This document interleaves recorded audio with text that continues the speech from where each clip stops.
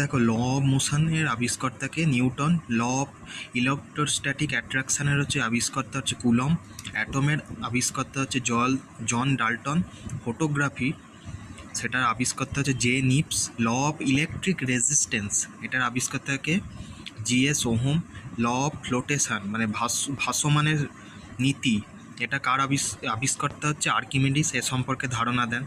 Electromagnetic induction এটার আবিষ্কর্তা হচ্ছে Michael Faraday. Photography on paper এটার আবিষ্কর্তা হচ্ছে ডব্লিউ ফক্স ট্যালবোট। ডায়নামাইট আমরা সবাই জানি যে অ্যালফ্রেড নোবেল আবিষ্কর্তা। পিরিয়ডিক টেবিল বা পর্যায় সারণীর আবিষ্কর্তাকে ম্যান্ডেলেভ। এক্স রের আবিষ্কর্তা হচ্ছে রোংটেন্স। আর রেডিও অ্যাক্টিভিটির আবিষ্কর্তাকে হেনরি বেকারেল। ইলেকট্রনের আবিষ্কর্তা হচ্ছে J J Thomson. রেডিয়ামের আবিষ্কর্তা Madame Curie. Quantum theory সম্পর্কে ধারণা আবিষ্কর্তাকে